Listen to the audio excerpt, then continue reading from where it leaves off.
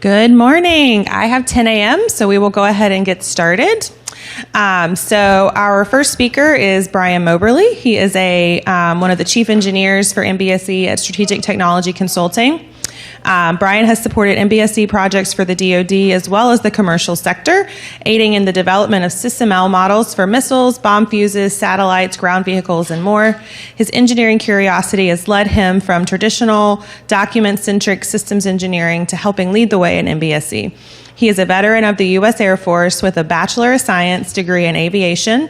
He's a commercial pilot, and his experience working in austere environments such as Afghanistan. He is the host of the YouTube channel MBSE Insights. So thanks for being here, Brian. Thank you. Over to you. Thank you. How are you guys? Can you hear me okay back there? Sounds everyone good? All right, awesome. So I appreciate everyone being here. I'm really excited to show you guys all of these different aspects of this simulation model that we developed. It was for a specific program, but this model that you'll be seeing is actually a more generic version of that, so there's no proprietary data in this model. So what I'm hoping that you will take away from this is essentially how you could attempt to do something like this yourself with using Cameo Systems Modeler with Cameo Simulation Toolkit. I know a lot of people, when they talk about dynamic simulations and simulating power, they immediately start thinking about MATLAB and Simulink and doing all of those types of simulations in those environments. And what I'm hoping is that you'll see that it is also possible to do that directly in Cameo Systems Modeler without MATLAB and Simulink, because Cameo Simulation Toolkit does have a robust simulation engine, and it is a both discrete event simulator as well as a continuous simulator. So there, if you go back talking about how simulations actually work with the engines, there are two different types of simulations that can actually be performed, those being continuous or discrete event. And what that really means is how the simulation is doing those calculations and when it's doing those calculations. But what's neat about Sim Toolkit is it actually combines both of those into a hybrid. So it's not simply going from event to event. It can continuously perform calculations and also listen for discrete events in order to update. So that's what you'll see in this simulation. I might go ahead and just jump into a demonstration of this, so that way you kind of have an idea of what we're talking about. But what this is a simulation model of is a hybrid electric vehicle system. And what we've done is actually modeled a very specific solution architecture. So I would consider this more of a physical architecture, but you might consider it more of an analysis architecture. So it somewhat blurs the lines between a physical architecture and a logical architecture. So some of the things you'll see here, you may ask the question, what type of model is this? Well, it's really an analysis model that was done based on a logical architecture on the way moving towards a physical architecture. So that's how this came about, and that's where I would place this in the realm of your life cycle. So this is a very high-level view of the model here. If you notice, there's this block at the very top. I'll try to zoom in on this a little bit for you guys. And we've called that the domain, or the vehicle domain. That could be also considered a system context or a vehicle context. So the naming for that is really not important. I wouldn't want you to get too hung up on whether we're talking about a domain or versus a system context, because really what that's being used to do is essentially encapsulate those three very high-level concepts, which include the operator of this vehicle, the vehicle itself, and then the environment. So a lot of times you'll see environment thrown into block definition diagrams without any more real description of what that means. But what you can see in this example is we've actually added some value properties to that environment, and we'll pull those in for the vehicle dynamics portion to show how that can actually affect a vehicle when we're trying to accelerate to a specific velocity. So if you notice, we have gravitational acceleration. That's something that everyone's very familiar with. But then also air density comes into play when we're talking about drag coefficients and those types of calculations. So notice we also have a rolling resistance coefficient and then the slope of the road. So all of those value properties are encapsulated in that environment block.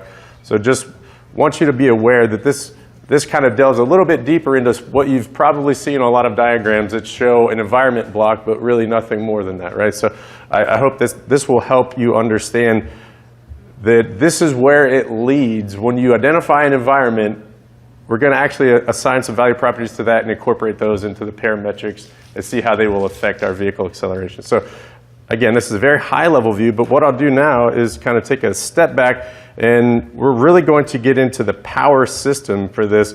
So if you notice, this vehicle has a power system, and that was the main focus of this model, was to show how can we model the power system itself, and then how can we simulate that and see that it will actually behave in the way that we would like it to.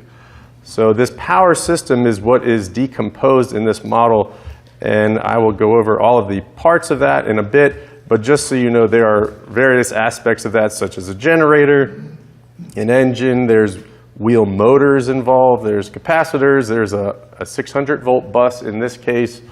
So a lot of different things, and we'll step through each of those. But without further ado, I'll go ahead and run a simulation to kind of show you what the whole purpose of this was.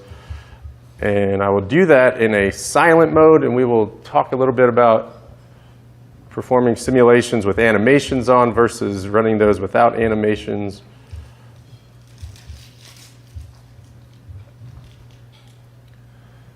So this is a graphical user interface that was developed directly in Cameo using the user interface modeling diagram.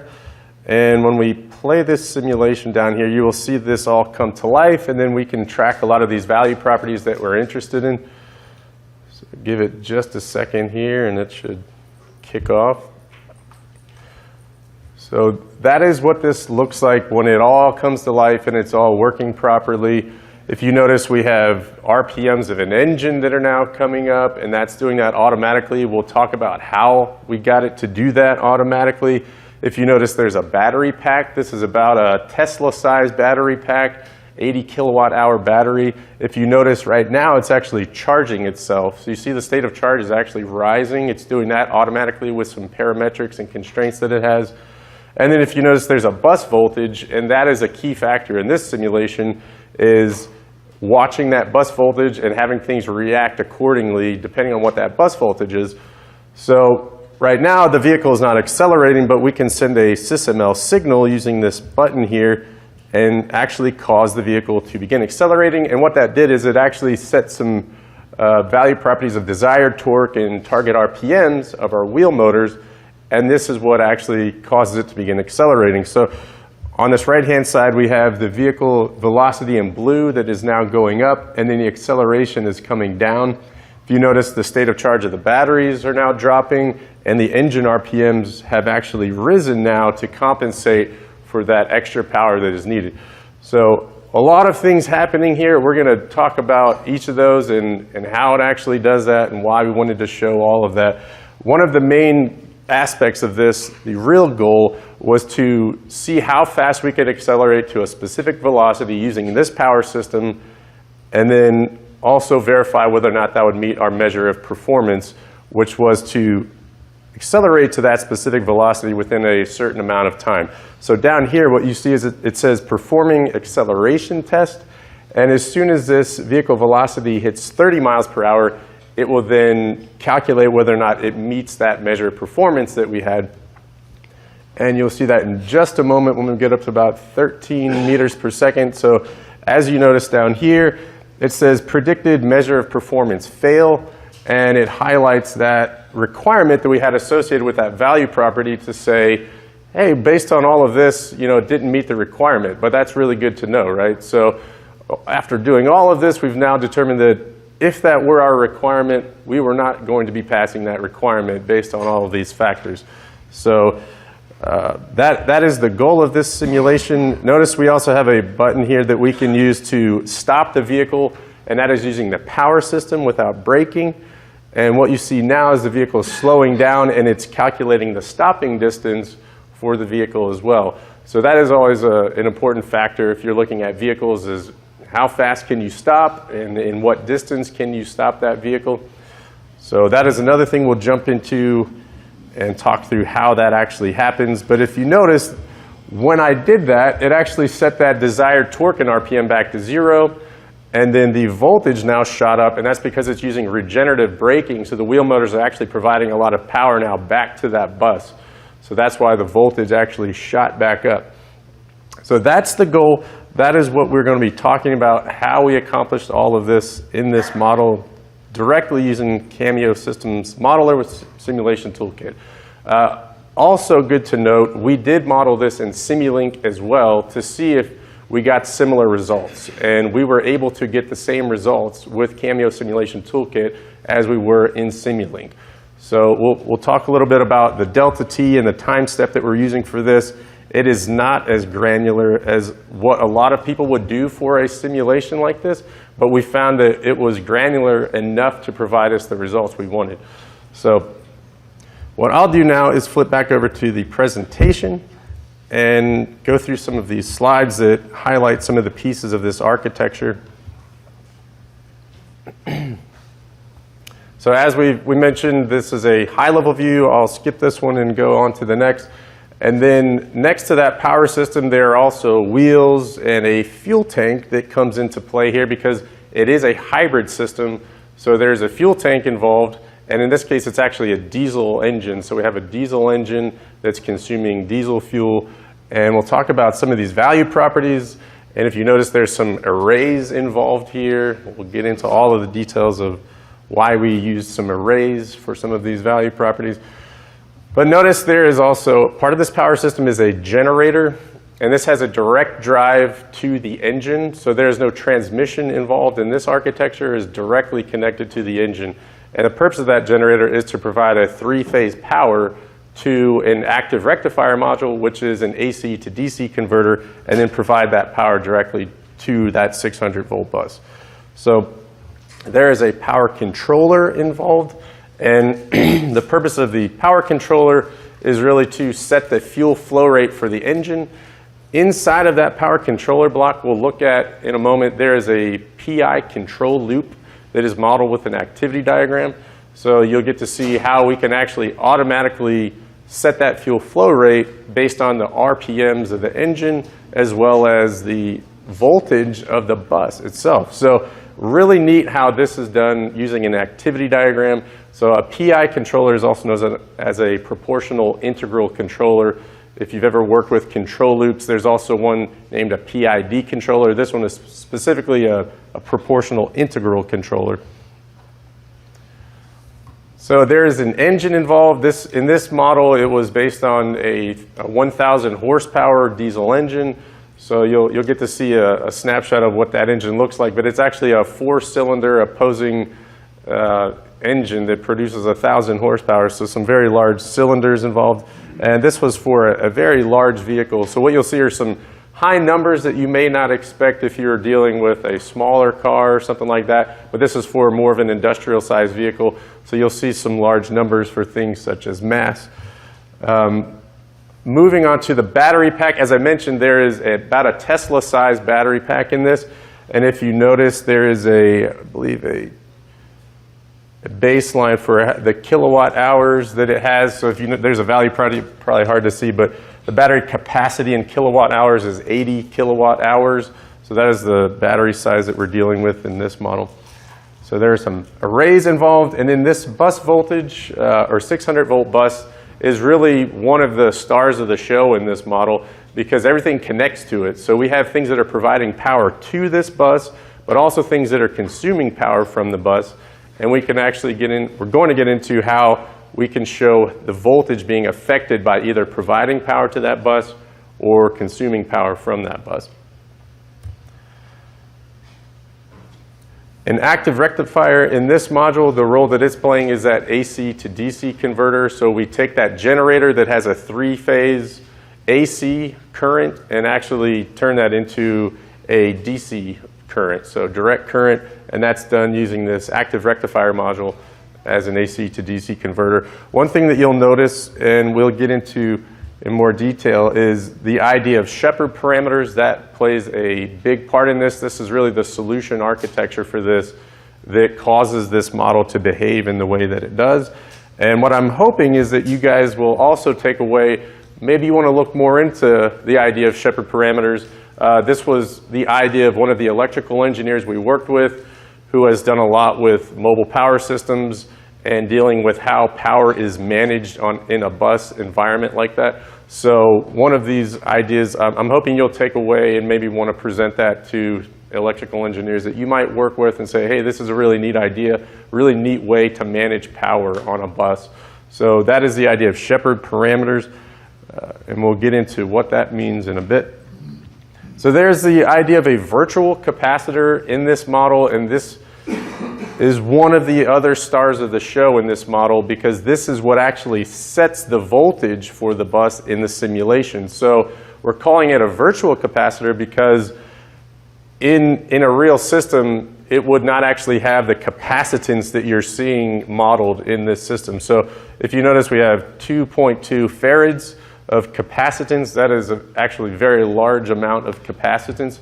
So that is being considered a virtual capacitor, but it really has to do with the delta T that we're working with and why we're using that large of a capacitor. So it's named a virtual capacitor because it's really there to set the voltage for the simulation.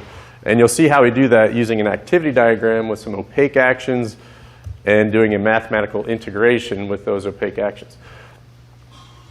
So moving along to the wheel motors, there are quite a few number of wheel motors in this system, and we'll also get into why we chose not to use multiplicity to show those wheel motors. In this case, I believe there were 32 wheel motors. Really, it comes down to the computation that the simulation would have to perform if we were to say that it had 32 wheel motors as the multiplicity. So it was a matter of simplifying the simulation. We do have a value property that shows the number of wheel motors, and we use that, but it's a lot easier for the simulation to calculate that once rather than 32 times. So that's why we avoided using the multiplicities of the wheel motors, but there are things that are modeled, such as the power curves and the torque curves of these wheel motors, and we'll get into how that's done as well.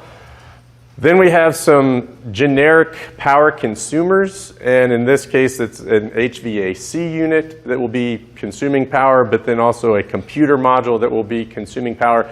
And we're going to show how we can prioritize different power consumers on this bus using those shepherd parameters.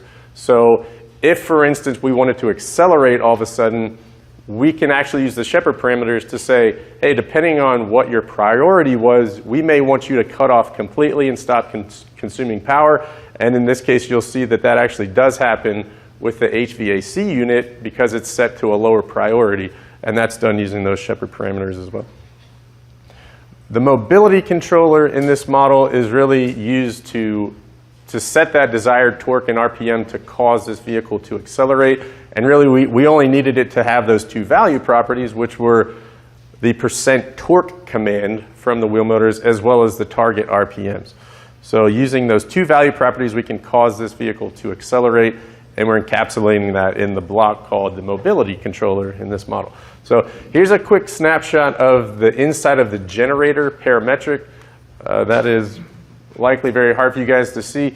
Does everyone have this on your laptops? And can you see this okay? Otherwise, I can go to the model and zoom in, and we might do that as well. But this is a high-level view of that generator.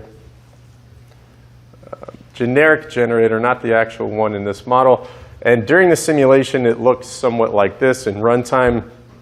If you notice up here, we will talk through this portion, which is actually being used to calculate the angular acceleration of the engine based on the moments of inertia of the rotating components. And this is really considered a mathematical integration in order to determine the new velocity based on the acceleration. So we'll get into talking about the constraints and how we calculate that. But there's this essentially a net torque value that we're calculating based on how much current we have flowing through the generator and the actual amount of fuel flow that we have and the torque that's coming in to turn the generator. So a lot of really neat physics aspects to this model that I hope you'll find interesting.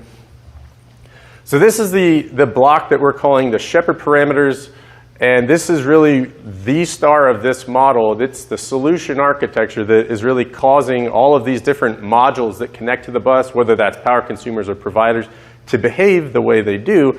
So if you notice, we have a block that's named shepherd parameters, but then there's also a constraint block that has an equation, and it's really an expression that's an if-then-else statement. And what happens is every time the delta t occurs, every time step in this model, that is recalculated for every power consumer. And what it does is it causes those consumers to, I'm going to skip ahead here, to limit their current to following this S-curve.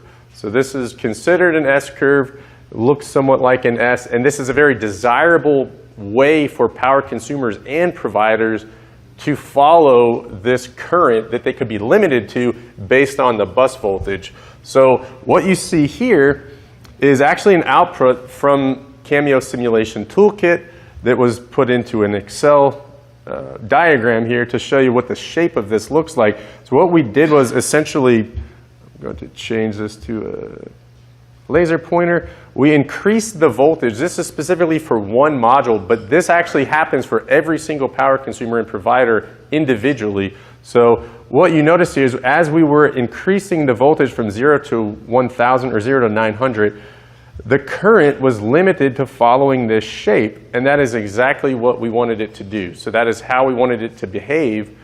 And as I mentioned, that is a very desirable way for power consumers and providers to behave in order to keep everything in balance when you're sharing a certain amount of voltage in a power system.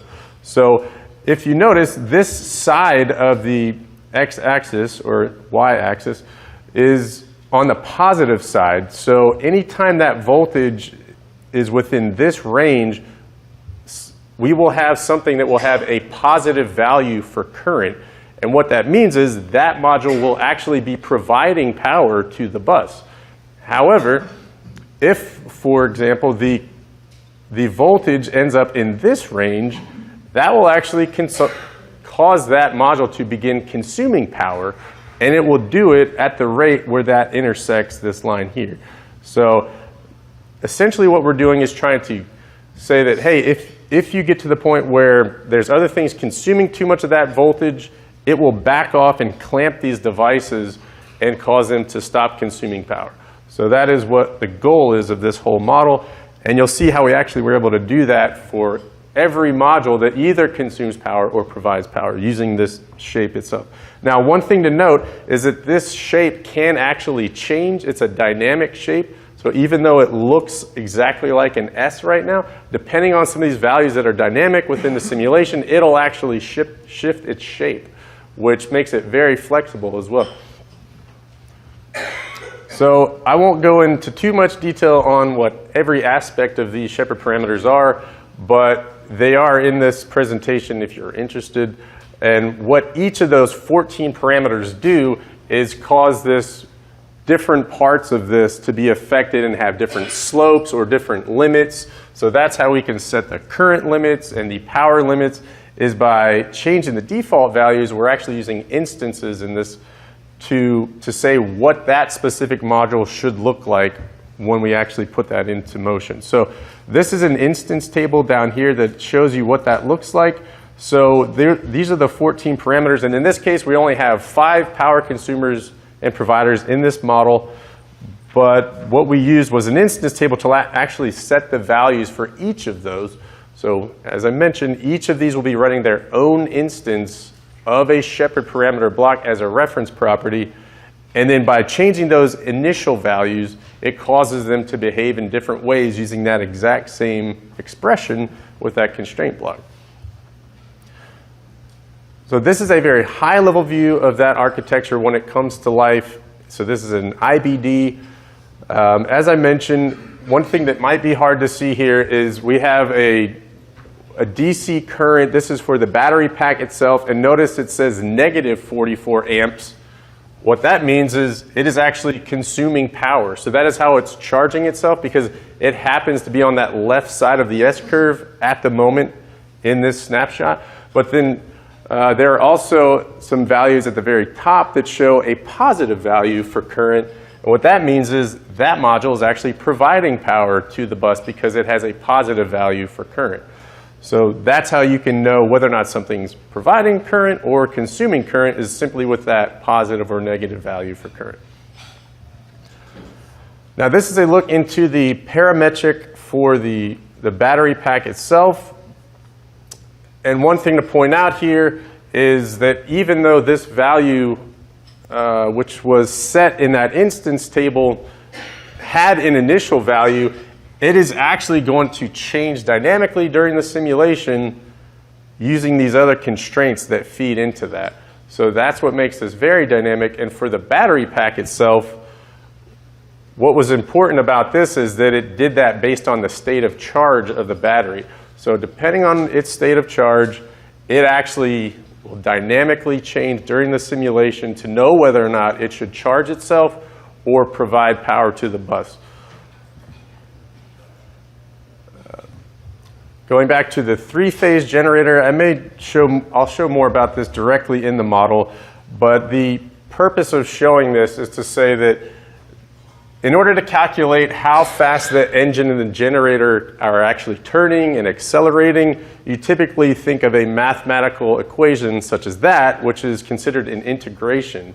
And it's an integration because it's incorporating the delta t and having to update the velocity every time step. So what's interesting about doing simulations in general is that you cannot actually involve calculus in a simulation. And that's because if you're doing calculus, such as a mathematical integration, you actually have to, you're essentially using an imaginary range of delta t's, right? So you're saying we're approaching this 0 time step, but we need 2 different values. But in a simulation, you only have what is current. So you can't say, unless you look backwards, you can't say what you think it'll be next. So that's where we can use opaque actions to actually hold a value from the last delta t and then incorporate it in, at the next delta t. So that is an opaque action, and what you'll see, I'll do a simulation of this to show what that looks like, but it basically says the angular velocity of this incorporates the current angular acceleration, and that's calculated with a parametric, but then it also takes in the delta t, which is 0.1 in this simulation, and then the new angular velocity. So what happens is it pops that out of that object flow, but then it waits 10 milliseconds using that time event in order to update the next value at the next time step. So that is essentially how you can do a mathematical integration using opaque actions. Now, there's another way to do that purely parametrically, and there's an example in this presentation of how you could do that as well, but there's some advantages and disadvantages of doing that, and that really comes down to whether or not sorry, I lost my train of thought here, but we'll get into the details on that. I do have a slide on that. We'll point out what some of the pros and cons are of using a parametric for actually doing those types of integrations. So, again, we have the virtual capacitor. This is using the exact same concept of a mathematical integration to set the bus voltage, and it looks very similar to the last one that you saw, but in the last diagram, what you saw is that we were actually incorporating to try to figure out what the velocity or the angular velocity was of the generator. In this case, we're talking about updating the bus voltage, but using the exact same idea.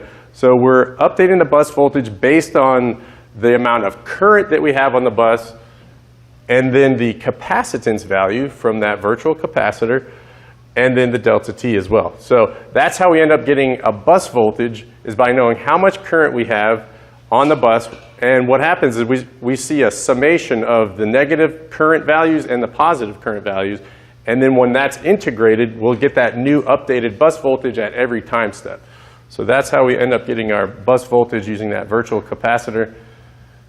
Taking a quick step back, a lot of times you want to know, how did we even get to this point in the model? Where did this all begin? Were there logical architectures, use cases, and things like that? What were the stakeholder requirements? So what we've done in this, you may see something looks very similar in the Magic Grid Book of Knowledge for encapsulating measures of performance or measures of effectiveness. And we did the similar thing in here where we said, hey, we're going to capture these measures of performance in a block, and we can actually use those in the simulation to determine whether or not we meet those. So what we did is we said acceleration 0 to 30 miles per hour is a value property, but then we're going to use a satisfy relationship to the requirement that says the vehicle shall accelerate from 0 to 30 miles per hour in less than 8 seconds. Now, what is not actually shown on this is there is a default value for that acceleration value property that is set to 8. It is just not displayed in this. So that's what the model will be using to refer to grab that value to check whether or not we're meeting the requirement, but it's using that value of 8, which means really just 8 seconds. So we're going to see if did we accelerate in less than 8 seconds or did we not? And it's using the default value for that value property to do that and then checking it against that requirement using that requirement satisfy relationship. So at a high level, of course, you could have a use case that would say something such as accelerate the vehicle, and of course our operator would be involved in that. So that's what a high-level use case could be for something like this. And then if you delve into the activity diagram that would actually specify that use case, it would be very simple. It would be something as easy as saying, hey, we want the operator to press the accelerator to accelerate as quickly as possible. And then what happens next? Well, it sets the target RPM and the % torque command. So that's what we were looking at with those value properties in that mobility controller. But this would be the use case that would lead you down the path of getting to where we got for that, right? So it's as easy as saying, hey, we want someone to press an accelerator. But then what happens after that? Oh, the system actually sets its target RPM and % torque command. And that's really what specifies that use case. And this is how we end up actually doing that in what we're calling a physical architecture.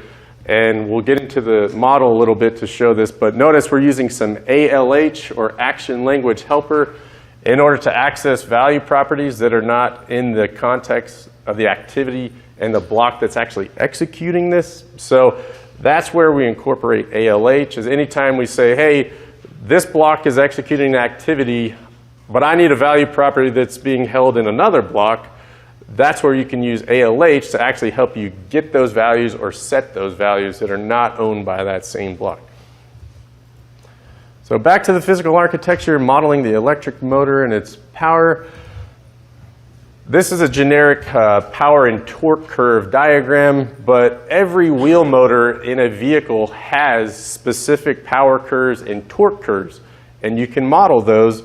And what you saw when we ran that simulation is that we're actually following a very specific shape and is dependent upon what we set for these values. So we have max torque and then the slope of that torque, which is a negative value, and then dynamic limit, negative dynamic limit for that, and then a power sink max and a power source max. So as I mentioned, this actually is a wheel motor that can do regenerative braking, so it can not only sink power, but it can source power. So that's where we had to model the limits for how much power it could consume or provide to the bus. And that's what you see modeled with those value properties. Electric wheel motor parametric. So this gets into the details on how we actually caused it to follow those torque curves and power curves. I'll zoom in on that in the model in a bit. But what you see here is some if-then-else Python constraints that are actually taking in those values, such as the limits of the torque and the power, and then running them through a few if-then-else statements, and then outputting some values. And if you notice, one of the outputs of this actually directly feeds into one of those shepherd parameters, which causes that to behave in a certain way in accordance with that S-curve, but it does that dynamically. So even though we have default values set for the wheel motors using these shepherd parameters, those will actually change dynamically, and it's doing that using the power curves and torque curves of this model.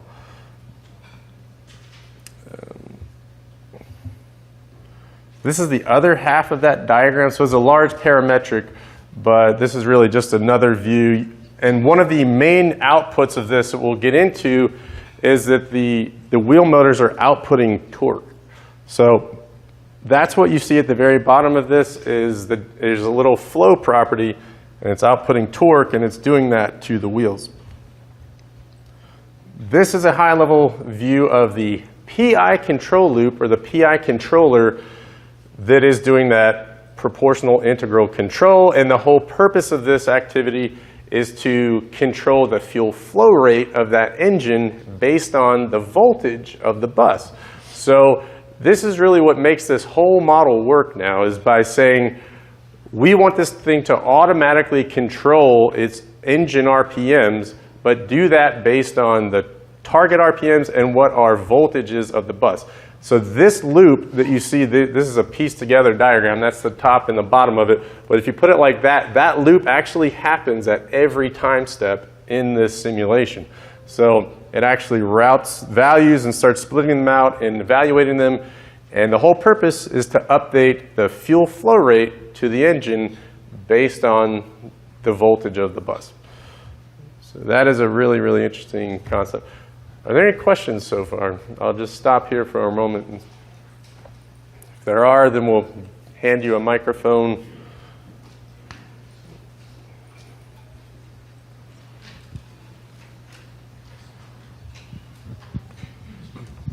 Thank you first for the presentation. It was very interesting.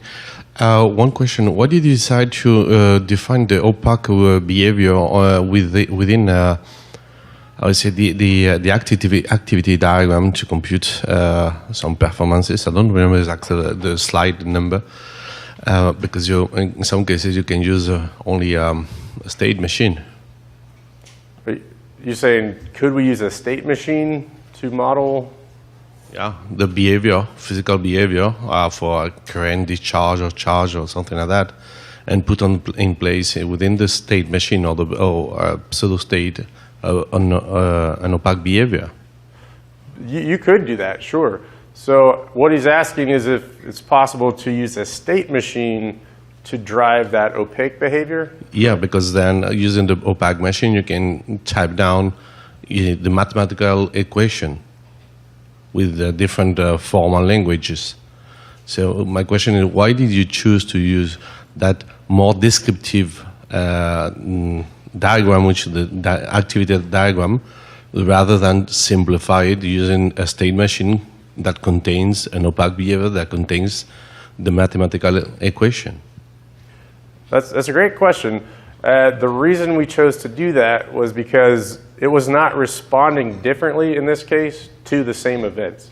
So that's where we typically define state-based behavior, is when something responds differently to the same event depending on what state it is in. So in this case, it wasn't responding any differently depending on what state it was in. It was always doing the same calculations. So we essentially didn't need the state machine. We just pulled the opaque behaviors directly out and had them running that loop continuously. So you could absolutely incorporate state machines, and maybe this model would get to the point where you'd actually want to incorporate state machines to say, hey, we want to have maybe some different modes or different states that we could operate in, and then depending on what that mode or state is, set some different values for some of the ways that this behaves, and that's absolutely an option. But at the point that this model's at so far, we didn't need to do that. So great question. But that's definitely an option for some of these things. We were trying to keep it as simple as possible. So. Yes, but my question is because in control laws theories, they used to speak about the states with different modes for the feedback loops. So that's most of the time how we model such control laws and PIDs with MATLAB. And that's why my question. If then we want to transfer such kind of model into I would say a more robust tool, which is MATLAB for computing, Simulink MATLAB for computing control laws, we are more close for in terms of I would say stereotypes or elements used on the architecture model and on the multiphysics tools.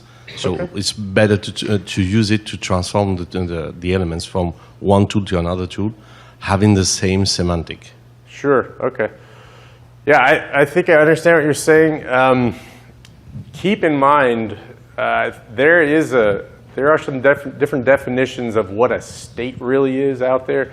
So a lot of people, when you're working in tools like MATLAB, Simulink, think of states as different value changes. So if a value is 10 and now it's 11, that is considered a change in the state, right? Whereas when we're talking about sysml states, we're more talking about a sysml state, and in that state, your behaviors can change, right?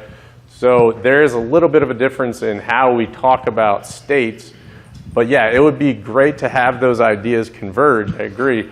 Just keep in mind that when some people say the term states, that may mean something that's slightly different depending on what tools you're working within.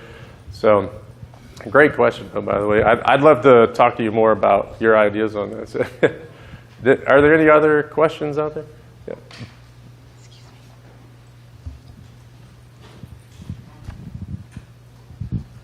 You referenced both doing this model in Simulink and doing it in CATIA. I'd love to know the differentials in time investment and where you see the differential value of those two techniques. In the difference in value between the two tools? Is that what you're saying?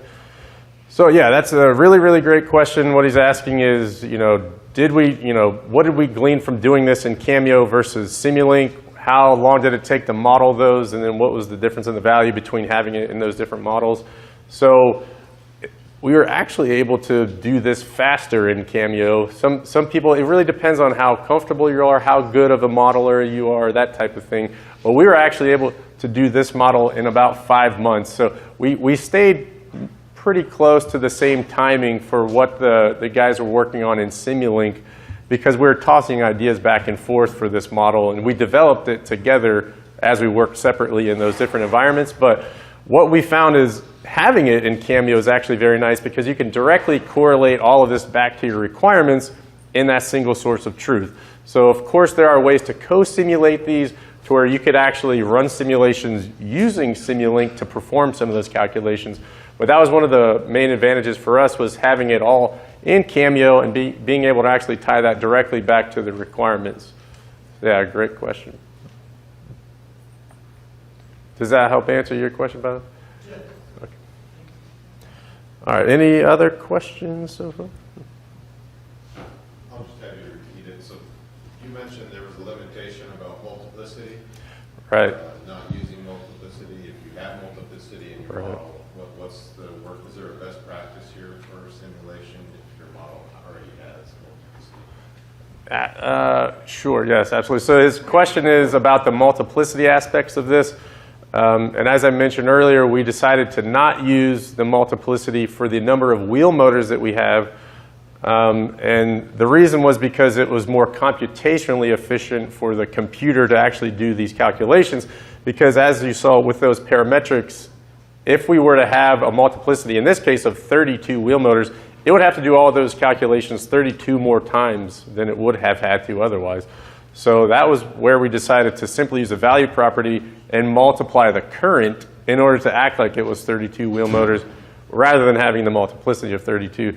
But then the last part of your question was, if you did have multiplicity, how would you handle that? Is that what you're saying? Right.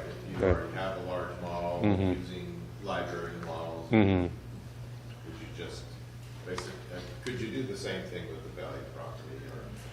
You absolutely could. I would say it would probably depend on the model you're using and exactly how many computations your computer's having to perform. You'd probably just want to take it on a case-by-case basis, and that'd probably be the best thing to do. But I would say it just depends a lot, really, on the size of your model. Yeah. Any other questions so far?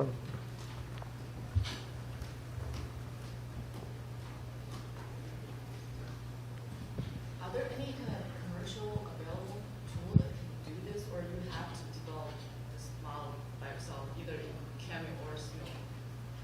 Okay, sorry about that. She's asking, is there any commercially available tool that can do this, or do you have to do this in Cameo or Simulink? I'm sure there are other tools out there. This is the one we chose to use. There's a lot of simulation engines out there that can do calculations such as these. As I mentioned, doing it in Cameo, one of the main advantages was to have all of this in our single source of truth and tie those back to the requirements. So that was one of the big advantages of doing this in Cameo. I'm going to get to him really quick first. Yeah, first I just want to say thank you for all the value you've added to our community via your YouTube channel. Absolutely. A lot of great videos on there. It's kind of piggybacking off the Simulink versus Cameo question. What factors would drive you then to maybe do computation outside of Cameo, where maybe the juice isn't worth the squeeze setting it up in Cameo? How do you think about that in that trade-off? Obviously, you're very skilled in this tool and maybe prefer it, but what might actually drive you out of the tool and import results back in? Yeah, that's a great question. So he's asking, what would cause you to want to incorporate using Simulink or MATLAB or that type of thing? Obviously, there's a lot of libraries of functions out there when you get into using Simulink. So if you maybe don't have time to create functions like these from scratch, or you don't know enough about the functions, that would be a great reason to do that. There are limitations of Sim Toolkit.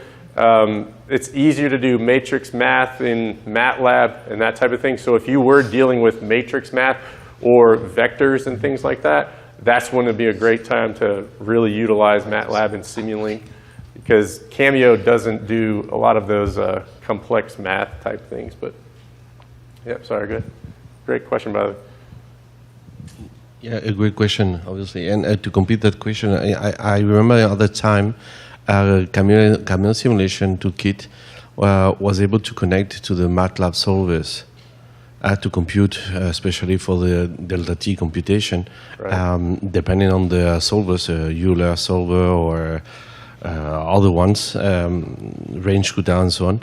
So my question is, I don't see in there in that presentation that maybe it's still on the pipe to be able to connect such solvers and to execute solvers from MATLAB or Simulink and to compute equations solving into the environment of Cameo. Is that still possible? I'm not quite sure I'm understanding the question. So you're saying, is it possible to co-simulate MATLAB, or what was the last part of it?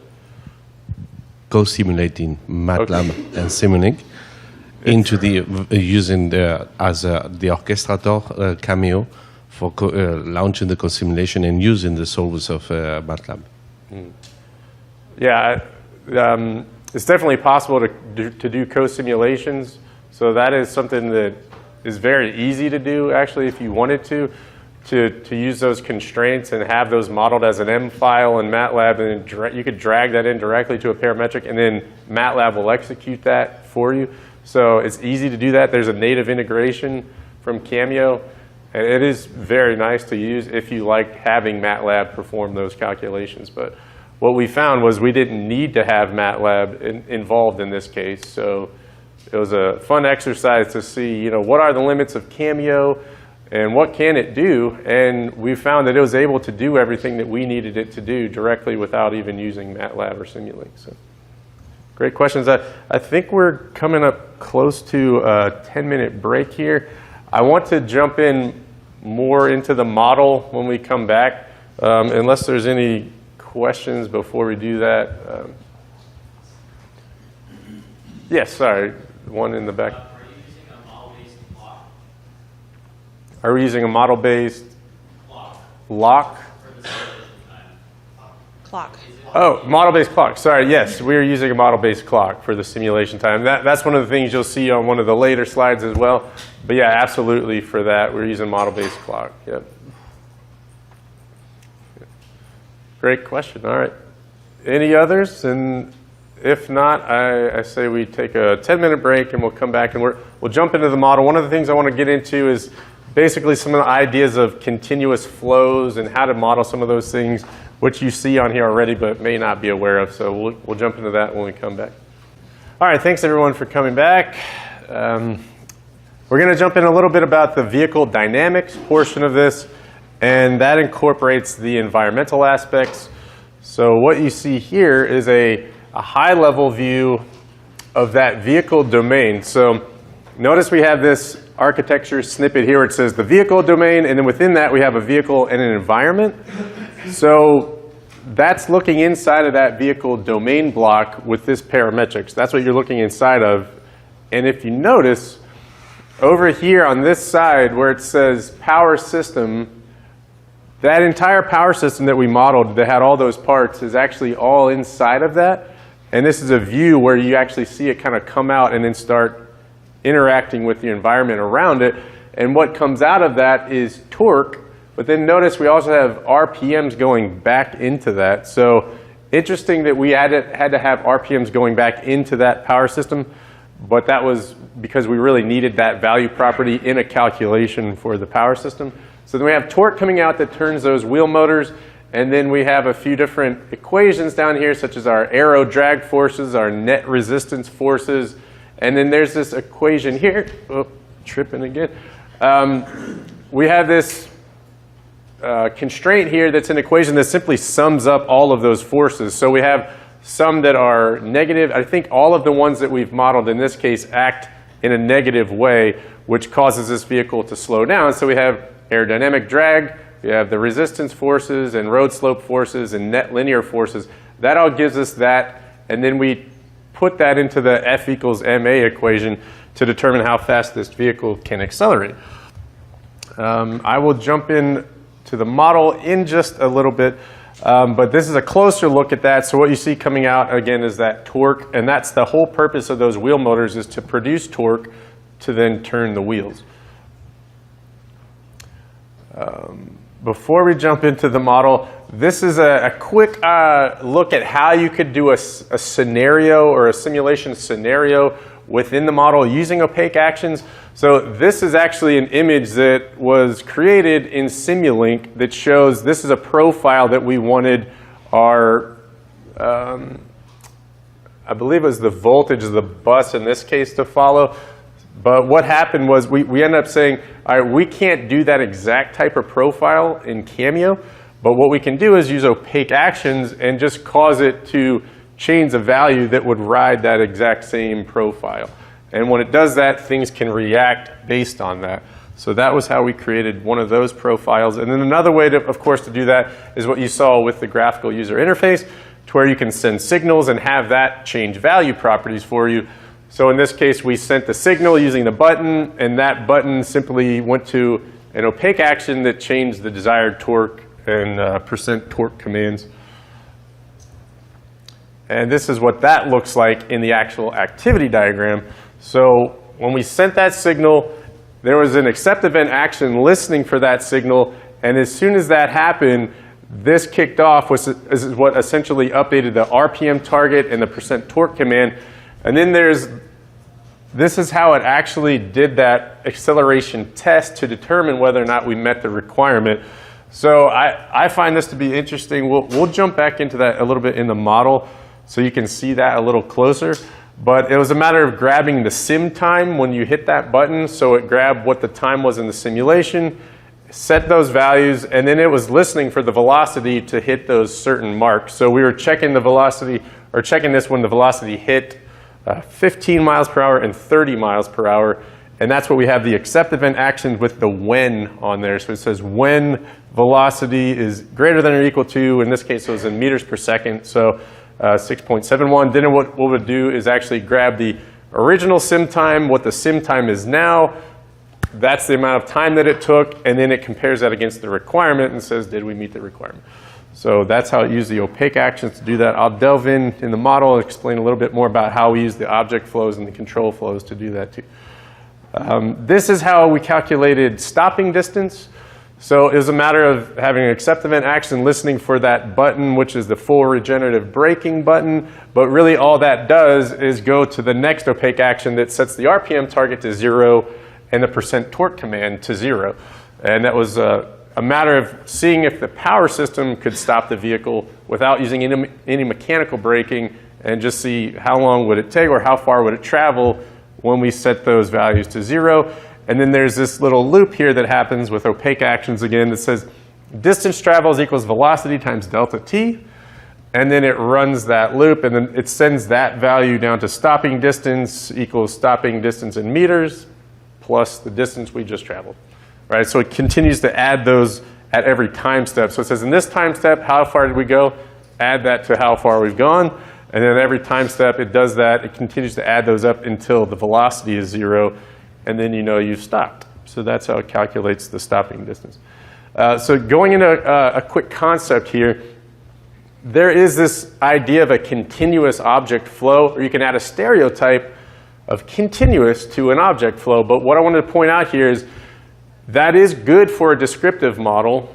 And a lot of times if you're modeling logical architectures, you can simply say, hey, we have this object flow, and we want to say that this is a continuous thing that goes from here to here, and that's some type of a continuous thing that happens, so you can stereotype it as continuous, and that indicates that this is something that will be continuous. However, if you go to simulate that, it's not actually going to execute in a continuous fashion because it's only going to send one token across that object flow. So this is where you start getting into the ideas of using value properties to behave in a continuous fashion, and flow properties. And you'll see in a moment how we do that. So that's why I just want to point out it's great to do that if you're creating a descriptive model, not so much if you actually want it to execute. So that's where we start getting into value properties and flow properties. And this is what that looks like. So instead of saying that we have voltage on an object flow going from here to here and mark it as continuous, what we can do is use a value property. So this is the actual way you can model continuous flow in a parametric, and it's essentially by having a value property that has a binding connector to a flow property. So the names of those will match, but in this case there's an interface block that types the proxy ports, and those interface blocks have flow properties. So what you do is use a binding connector between the value properties and the flow properties. I'm sure you've seen some of Salius's videos out there on his MBSE execution channel where he demonstrates this as well. And it's a very nice way to model continuous flow because these value properties hold their value until they're acted on by other types of constraints. So what's interesting though is you can connect that to any other proxy port. This, however, is not a binding connector. This is a connector. And what happens is anytime one of those values change, it simply updates on the other side of that proxy port. So it'll follow that connector path. And let's say you had a few things that were typed as the same thing. What it will then look at is the names of those flow properties. So it first looks to update the same thing with the same type on the other side. And then it'll actually go in and say, if there's multiple things with the same type, then we'll look at the names and know what to update across that connector path. So notice, in this case, something good to note is we have a binding connector between flow properties and a value property. And in this case, we actually had a binding connector directly to a constraint block into a parameter. So that is an option to do as well. You don't necessarily have to bind those flow properties to value properties. You can also bind them directly to another constraint parameter, and it'll simply go right into that constraint and pop out as something else. This is a slide that kind of goes in a little bit of detail on how we modeled that or how we performed that sim time. One thing to note, I won't go too much into detail on this, but we did use arrays in this model, and we did that in order to stabilize the values over a period of time. So for things such as our predicted fuel mileage, we didn't want to have that updating 100 times per second in the simulation. So we said, well, how can we kind of slow that down a little bit and basically smooth it out to where it's not fluctuating as much as all the other values. So what we did is use an array, and we ended up doing a bunch of different simulations and saying for a default, we want to have an array that's just 15 across the board for this velocity array, right? And we did that by running a bunch of simulations and figuring out that really 15 was about the average. So let's just start it out as 15. And then what happens is we then take at every time step, or not every time step, notice this is after 200 milliseconds, which is every time step is 100 milliseconds. So this is about every 20 seconds. We then add a value to the array, and we drop a value off the array. So we incorporate a new value every 2 seconds and drop the one that was the last trailing one at the back end of that array. And we used a little Python script to do that. So notice it says velocity in miles per hour dot append. And that's a way you can actually tack onto an array with Python. So it uses that velocity value, appends it, and then it pops it. So it's called a pop, and it pops that first value in the array. So that was what that was in order to basically update it with one value every 2 seconds, but then drop that value that happened 2 seconds ago. And it averages that out then using a parametric. So notice over there, it has a parametric that simply does a mean function of that entire array. So when it does that, you get a nice stable value that's not fluctuating as often as the time step of the simulation. And this is the model-based clock that we use. So by default, you don't use the model-based clock when you run simulations. It's another type of a clock that runs with the engine, but it is not as accurate. So in order to use the model-based clock, you go into your simulation configurations, and there's this one value, the start time. So notice it says start time equals 0. You put that in there, and that actually enables the model-based clock by setting start time to 0. You could start it at a different point. There's no real reason why you'd want to do that, but it's good to know that that's how you can actually use the model-based clock, is by setting that start time to 0. And then what you do is actually set the time steps for this. So in this case, we used a step delay of 100 and a step size of 100 in milliseconds. And what that did is actually make it seem like it actually took that long for it to go that time step. So that's what the step delay was. Notice this is the other way to do a mathematical integration parametrically.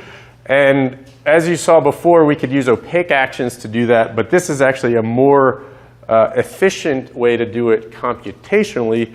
But wanting to point out here that this can actually cause some unsolvable recursive loops in your model if you have things that are outputting something here and then getting taken into another mathematical integration. Cameo can run into some unsolvable loops parametrically because it'll keep updating both sides of that, right? So that's one of the disadvantages of using a parametric to do mathematical integrations, is you can run into some recursive loops, which is why we ended up simply using opaque actions, even though it's a little bit more computationally expensive for your computer to do that. As far as making this model better, one of the things we wanted to do is go through and try to get rid of magic numbers. That was a term we came up with in this project to say magic numbers are numbers that are in these equations and no one knows what they mean, right? So in this case, you see an example, multiplying something by 8. Why did we do that, right? So that would be better off as a value property. That way everyone knows what that is. So that's one of the ways you can go through and make your model better. Is if you've put in numbers that no one knows what they mean, go back and make those value properties. That way everyone knows what they mean. And then this is the idea of why we chose not to use multiplicity, is essentially because we'd have to do 30 times the amount of computations for this model. Some acknowledgments here before we jump into the model. Frank Jones, he was one of the guys that was the electrical engineer. He had the idea of the whole Shepherd parameters. Shepherd is actually a name of a person from back in the 60s, I believe, who came up with this idea of Shepherd parameters and actually managing current using those. So he was the one that was the driving force behind this. Also, Mike Skoke, Steve Miller, Chris Lamb, and Alex Whittier, who we have in here and spoke yesterday. I'm going to jump directly into the model now, but I may stop for a moment and ask if there's any new questions since the last time we had questions.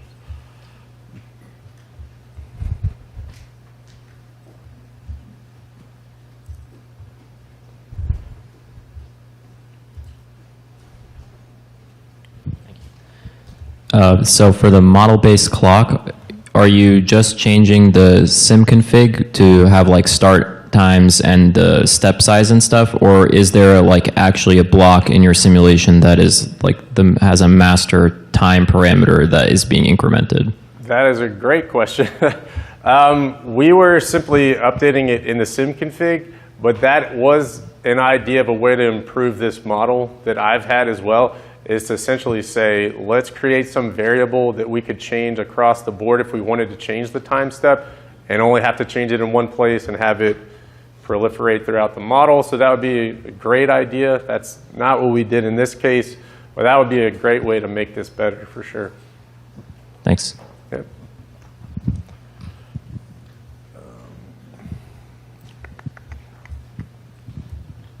Let's see. I want to run a few simulations, but then also talk through some of the things that you're seeing in this. So,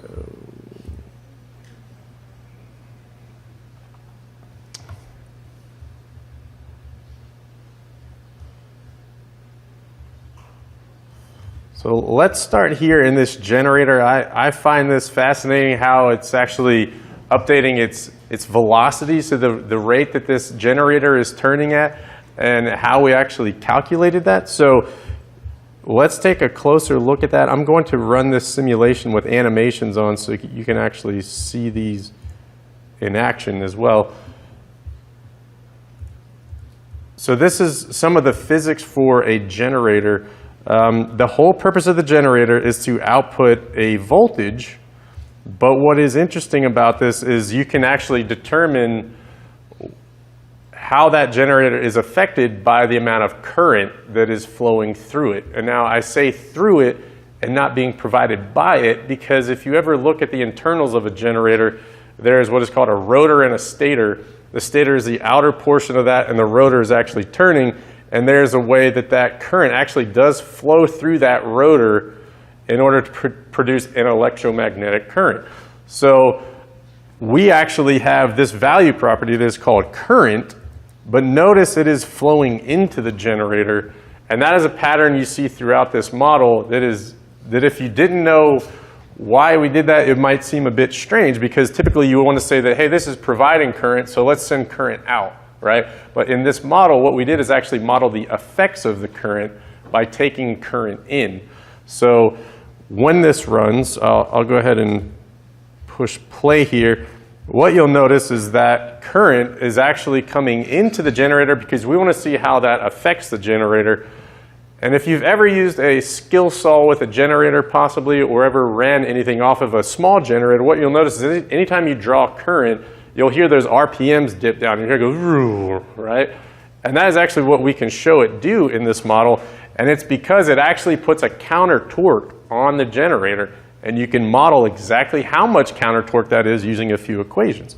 So notice the current comes in and then is ingested into one of these equations.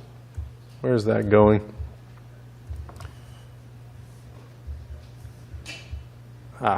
There it is. So that current that is coming in is ingested into this equation here, and notice it says torque equals 30 times pi times the square root of 3 times the constant electromotive force times the current, right? So using that exact equation, you can determine how much counter torque is being applied by drawing that much current through your generator. And then what you do with that is send that to another equation. So notice it says the electromagnetic counter torque is now this specific amount in Newton meters, right? So that is the amount of torque that is pushing against the generator due to us drawing current through the generator. But what we can do with that is create this net torque equation, because as you know, we have an engine that is actually trying to increase the velocity of this generator, right? So we know how much torque we have coming from the engine. We'll get into that down here. But then when we do a net torque, so we add up the amount of negative torque, which is the counter torque, and the amount of positive torque, we know the net torque. And then what we can do with that net torque is actually pull it into this equation that says angular acceleration equals net torque divided by the moment of inertia, right? So that is a physics equation. Well, how do you get moment of inertia? Well, we actually got it from the vendor, right?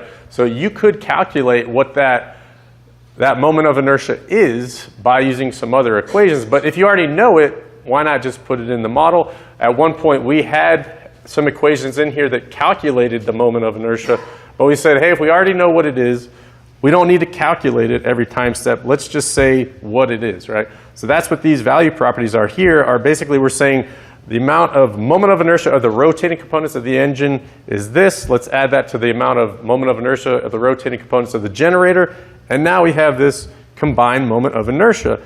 And what that does is act in opposition, and it spits out the angular acceleration at every time step. So then you incorporate that in with the velocity that's currently going using this integration, and now you know how much the generator is actually increasing or decreasing based on how much torque is coming from the engine, how much counter torque is being caused by drawing current, and now you know the exact velocity that that generator is turning at. And when you know the velocity, you know the voltage. So that is the main output of this, is to say, hey, what is the voltage coming out of our generator? Because that voltage is then going over to that AC to DC converter to be converted to, in this case, a 600 volt DC.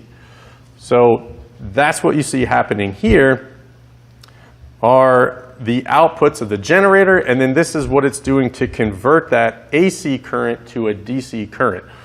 And this incorporates the idea of Shepherd parameters as well. So notice there's an instance of the Shepherd parameter block here, and that is outputting a DC current. This is affecting one of its Shepherd parameters dynamically to know how much power it is actually providing. So the output of all of that is now we have a DC current that goes down to our DC bus.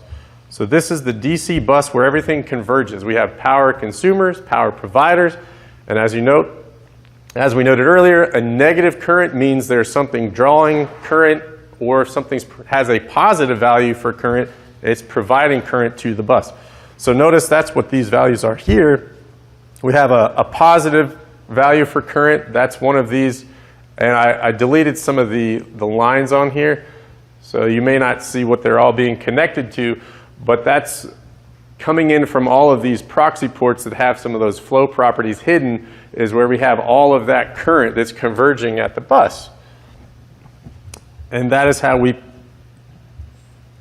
each of these know what to do in accordance with that bus voltage. So notice down here, these are our power consumers. They have the exact same pattern. They're using different instances of that Shepherd parameters block to know what their current should be based on the bus voltage.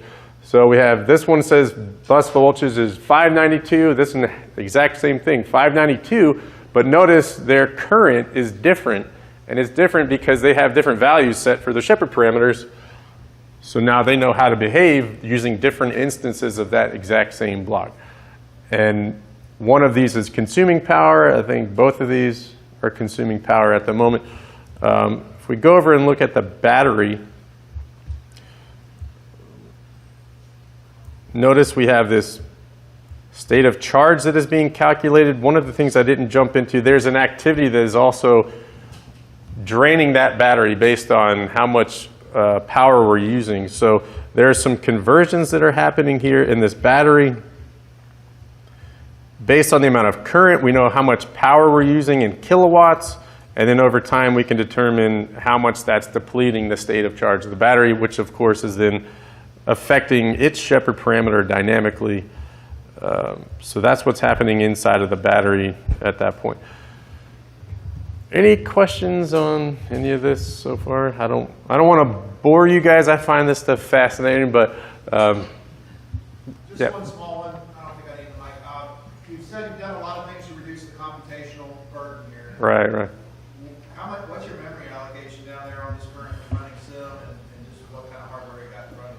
That's a great question. So as far as how much memory it's using, I have a 64 gigabyte RAM laptop. It actually has it'll boost its GPU up to, I think, 5.4 gigahertz. So it's a little bit of a beefy laptop. Right now this is 43,000 of, 6,000 of 8,000 being used, but I have it set to a max of 40,000 gigs of RAM, or 40 gigs of RAM, 40,000 megabytes, not 40,000 gigs. That'd be a lot of RAM. Yeah, so that's a great question. Yeah, but what we have found is even on some of the other laptops we've ran this simulation on, they're able to handle it as well. So I think we've ran this on a laptop that has 16 gigs of RAM, and it was able to do it as well. So, what is interesting is at every time step, Cameo is storing every value property, so it does take a toll on the RAM after a while, because at some points in this, you may want to export all that data out of your simulation, so Cameo has to store it. That way you can actually export that if you wanted to. So it does start racking up a lot of RAM usage. Any lingering questions out there? I want to jump over and look at the engine here for a moment. This is something I actually left out of the slides. It was not intentional. But basically, I want to go into this engine and how that's calculating torque, and then look a little bit closer at that PI control loop. So let's do that. I'll go ahead and run the simulation with animations again.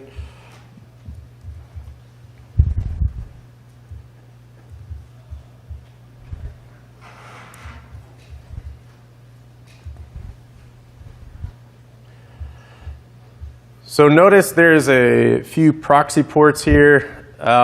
There's a desired fuel flow rate that is coming in as a result of the PI control loop. That is what's down here. And that goes up to this value property. This is actually a not necessary constraint that we did. So notice it says current fuel flow rate equals desired fuel flow rate. That was unnecessary. We could have simply routed this directly over to this equation. But this is an interesting constraint. So we have fuel flow rate going into this constraint, and it's actually pulling in the RPMs of that engine and generator also. And then out of that, we're getting mechanical power. So notice we have the mechanical power is produced by knowing the fuel flow rate and then multiplying it by a few numbers that look like magic numbers, but they're really there as constants and a way to convert some things from kilowatts and to watts and things like that. So that's what the multiplying fuel flow rate by 18,000, subtracting the RPMs and multiplying that by 18. That was a matter of doing a few conversions, but we did it with magic numbers. That would be better if we use value properties and explain that a little bit more, but that's what that is. Notice out of that we have mechanical power that goes directly into this equation that outputs the torque. But it does that knowing the RPMs as well. So when you know the RPMs, you can convert that to the radians per second by using a simple equation of pi times 2 times RPMs divided by 60, right? So that produces how fast the generator is turning in radians per second, which you can then take into this equation as well. We threw in an if then else statement. I think that was for purposes of getting close to 0, so we didn't have some weird things happening with 0 values. But that's why we have an if then else statement. But the simple equation is that rotor mechanical torque, which is what we wanted to find out, was simply produced by knowing the amount of mechanical power coming from here and dividing that by the radians per second that it's turning at. So out of that, you get the amount of torque coming out of that generator. And then that was what was going up to the generator to then calculate the angular accelerations of all that. So that is how we ended up producing that. Getting down here to the PI control loop, as I mentioned, this entire loop happens at every time step, and its whole purpose is to really cause the fuel flow rate to come up, but in a nice stable fashion. Let me show you what that looks like in the graphical user interface. When I run this in a silent mode, so we won't see the animations in the diagram, but you'll see all of this here. And the result of that activity diagram will be this right here, right? So a little bit of wobbliness there. This is somewhat interesting, but when I pause that, notice this red line right here. That was actually the rotation of that generator. And when this started out, we had some immediate power consumers that caused this voltage to drop. But that was the result of the counter torque placed on that, was that the RPMs of the engine actually dropped due to that drawing of power. So that's what you see is that dip right there. But then the blue line is the target RPM that was calculated with a parametric. And then the red line is the actual RPMs coming up to that slowly as the result of that PI control loop, saying, hey, we know what the target RPMs are immediately. We can calculate that. But we don't actually want it to come up to that immediately because that would maybe put too much strain on the engine. Or it could cause you to, in this case, foul glow plugs because they're not spark plugs in a diesel generator or diesel engine. They're glow plugs, so you wouldn't want to dump too much fuel into that engine too quickly. So what you can do to mitigate that is use that PI control loop that then causes the actual RPMs to slowly come up to that target RPM. And that's what that activity diagram is doing. That was the purpose of that PI controller. So that was what we really wanted to happen there, and that's what's causing this to behave in an automatic way, is by using that activity diagram to say, at every time step, let's look at what the target is, and then slowly bring that up. let's see, any questions on any of that? Okay. So what I'll do now is actually slow down this PI controller a little bit so you can see what some of that looks like as it's going through there.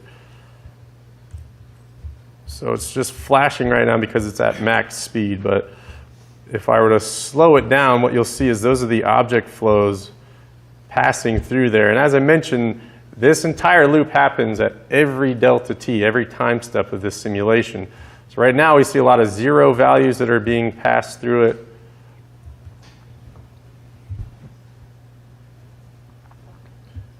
There's some trues and falses popping out of some of these opaque actions. And then notice after the time step, it loops back around. It's going to do that exact same thing. And that's what's causing it to come up to that desired RPM nice and slowly.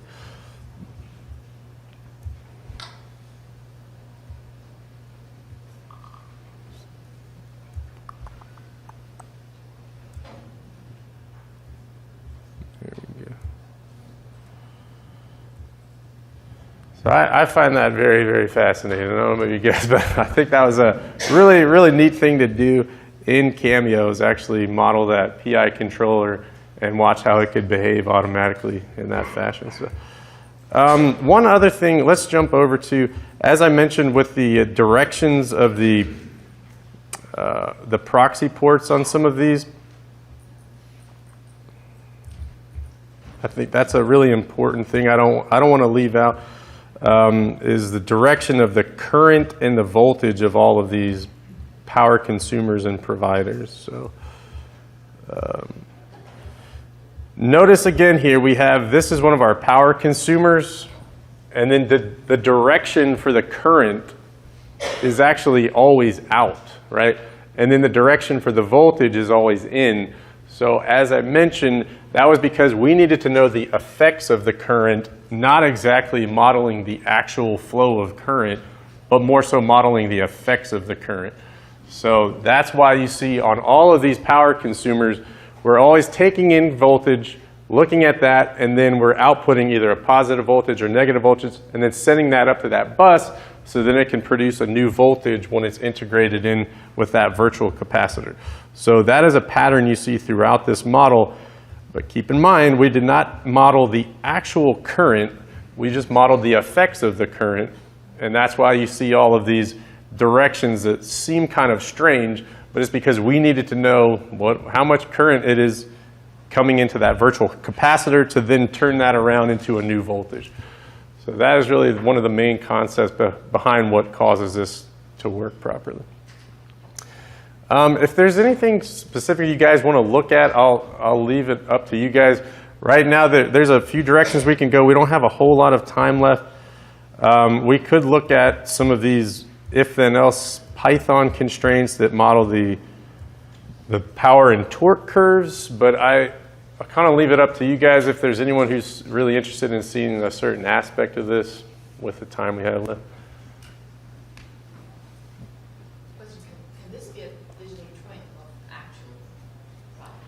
This could be incorporated into a digital twin for sure, yeah.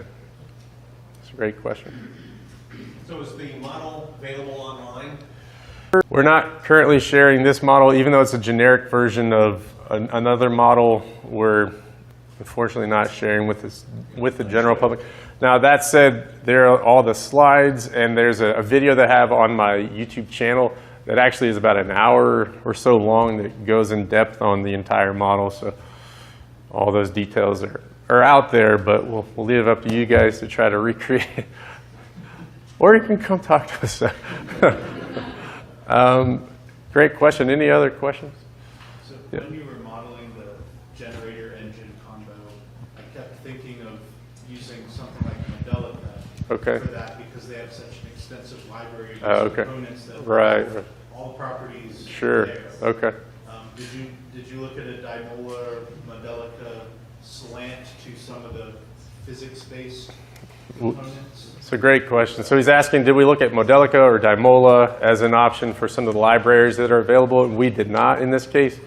We had the advantage of having some really smart SMEs that knew a lot of these equations, and we're like, hey, here's the physics functions, so let's model these. And we didn't need to do that, but that would be a great option as in a way to improve the model, even to look at some of those options. So yeah, great question.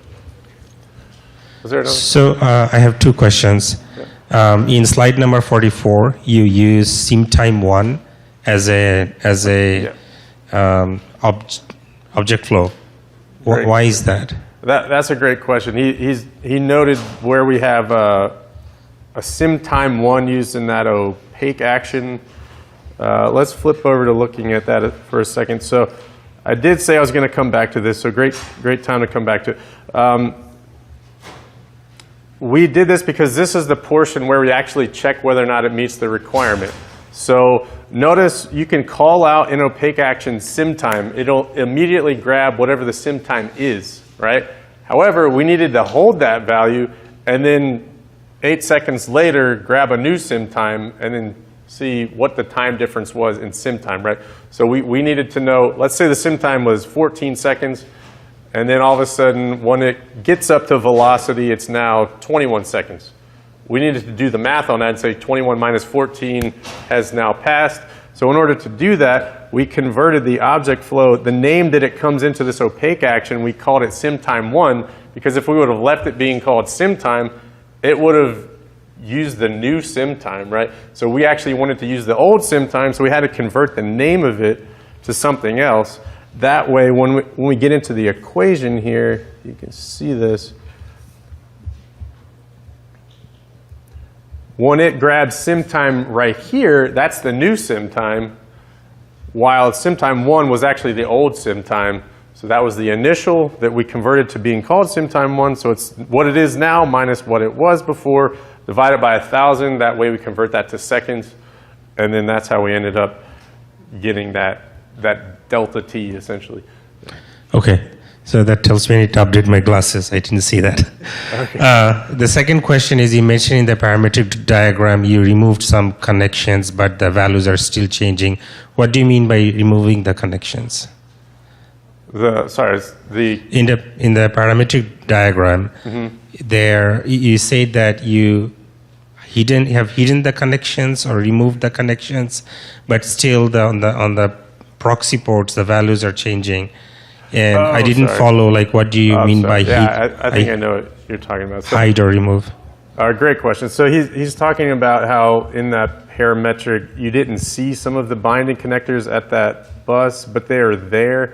So right here, notice you don't quite see where these values are coming from because we've hidden the what's inside of these just to make it a little cleaner diagram. But let's say I want to display those flow ports. Now you actually see what it's connecting to here, right? So it was just eliding what was on the diagram. Even though it's still there in the model, it's still happening in the model. You're not seeing it directly connected, but it's still there. Yeah. Sorry, was there another question? Okay, great. Great questions, by the way, guys. If there are no other questions, I'll go ahead and let you guys go. But I could keep going on this for a long time. So maybe if some of you want to come up and talk afterwards. Otherwise, I really appreciate your time.